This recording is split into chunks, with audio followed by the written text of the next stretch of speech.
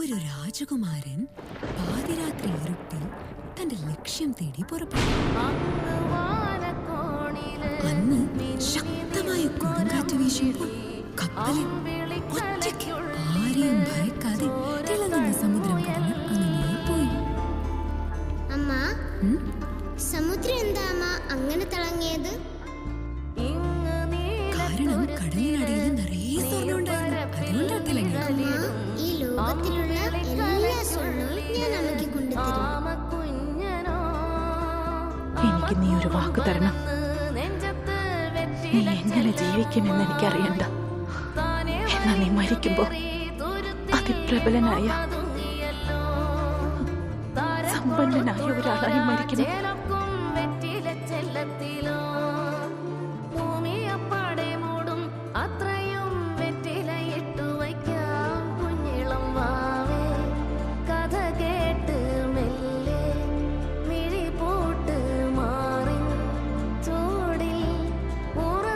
അവനെങ്ങനെ മരിക്കുമെന്ന് അവൻ തന്നെ എഴുതി വെച്ചിരുന്നു.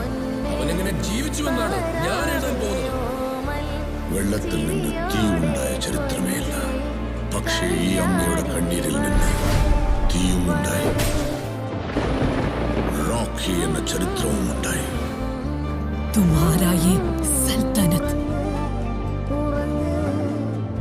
നിനക്ക് എത്ര കുപ്പിയാണോ അത്രയും മേടിച്ചാൽ എനിക്കൊരു പണി ചെയ്ത് തരണം.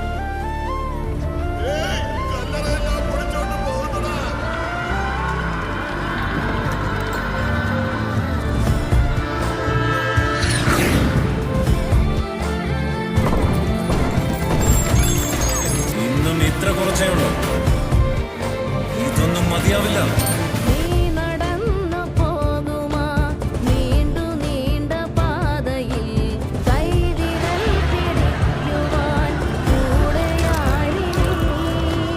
ആർക്ക് വേണ്ടി ഇതൊക്കെ ചെയ്തു കൂട്ടുന്നേ? ആർക്ക് വേണ്ടി ഇതൊക്കെ ചെയ്യുന്നേ? ശാന്തി, എന്റെ അമ്മ മരിക്കുന്നതിന് മുൻപ് അവരെന്നെ കൊണ്ടൊരു സത്യം ചെയ്യിപ്പിച്ചിരുന്നു. ആ സത്യത്തിന് വേണ്ടി ഞാൻ സ്വാർത്ഥനാകും. ഒരു ഭീരുവാകും, കൊലയാളിയാകും, ക്രിമിനലാകും, വില്ലനുമാകും. കൊടുത്ത വാക്കിനിതും മതിയാകുമോന്നറിയില്ല. ഈ ചുഴലിക്കാറ്റ് എങ്ങോട്ട് വീശുമെന്നോ എന്തൊക്കെ ഇല്ലാതാക്കുമെന്നോ ആർക്കും അറിയില്ല. അവൻ ജീവനോടിരിക്കുന്ന കാലം ഈ നികൃഷ്ട ലോകത്തിന്റെ ആശകൾ നിറവേറ്റുന്ന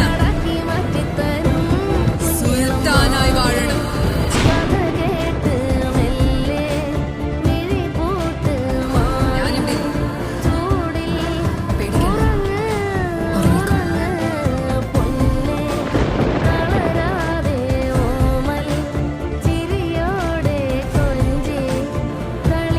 ചിലർ അടിമകളായിരുന്നാലും 100 വർഷം ജീവിച്ചിരിക്കണമെന്ന് ആഗ്രഹിക്കും. എന്നാൽ ചിലർ ഒരു ദിവസമേ ഉള്ളൂ എങ്കിലും സുൽത്താനായി മരിച്ചാൽ മതിയെന്ന് ആഗ്രഹിക്കും. മുംബൈ ഞാൻ കൈക്കലാക്കാൻ തീരുമാനിച്ചപ്പോൾ എതിർത്ത ഓരോരുത്തന്റെയും പേരെഴുതി കേട്ട ഈ കല്ലറകൾ. നിന്റെ പുറകിൽ 1000 പേരുണ്ടെന്നുള്ള ധൈര്യം നിനക്കുണ്ടെങ്കിൽ നിനക്ക് ഒരു യുദ്ധം ജയിക്കാനാവും.